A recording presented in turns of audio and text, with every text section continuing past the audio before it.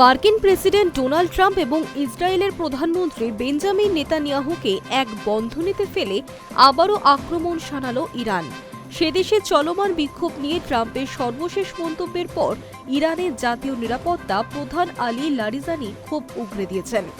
Trump এবং নেতানিয়াহুকে ইরানিদের প্রধান খুনি বলে উল্লেখ করেছেন তিনি। বিক্ষোভের আগুনে পড়ছে ইরান। মূল্যবৃদ্ধির প্রতিবাদে শুরু হওয়া আন্দোলনের অভিমুখ এখন ঘুরে গিয়েছে সেদেশের সর্বোচ্চ ধর্মীয় নেতা আয়াতুল্লাহ আলী খামেনির দিকে। ইরানের রাজপথ জুড়ে বিক্ষোভ চলছে, প্রাতিষ্ঠানিক বিরোধী স্লোগানে মুখর। এমন পরিস্থিতিতে বারবার বিক্ষোভকারীদের পাশে দাঁড়িয়ে ইরানের প্রশাসনকে আক্রমণ শানাচ্ছেন ট্রাম্প। বিক্ষোভকারীদের বিরুদ্ধে ইরান প্রশাসনের কঠোর দমন নীতির সমালোচনা করছেন তিনি। হুঁশিয়ারিও দিচ্ছেন।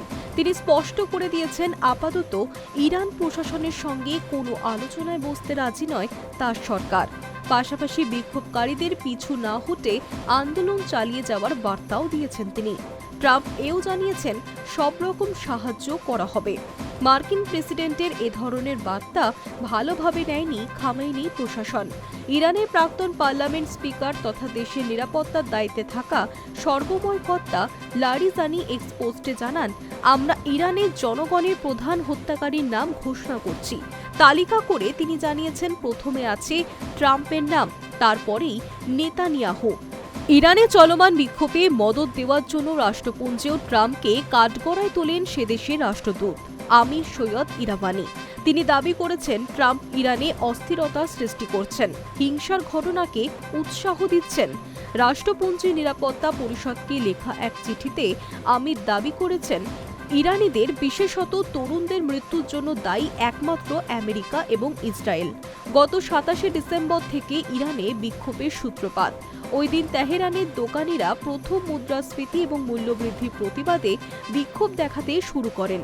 ক্রমে দেশের অন্য প্রান্তেও ছড়িয়ে পড়ে সেই বিক্ষোভের আঁচ। খামেনির বিরুদ্ধে বিক্ষোভে প্রকাশ্যে সমর্থন জানিয়েছেন ট্রাম্প এবং তার প্রশাসন। বিক্ষোভ দমন করতে যে পদক্ষেপ করছে তেহরান, তাতেও অসন্তুষ্ট আমেরিকা।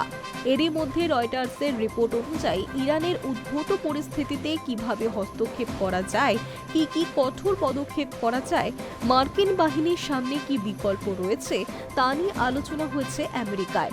এক সাক্ষাৎকারে ট্রাম্প এও জানিয়েছেন, ইরান সরকার যদি বিক্ষোভকারীদের ফাঁসি দেওয়া শুরু করে তবে আমেরিকা খুব কঠোর পদক্ষেপ করবে। High News network.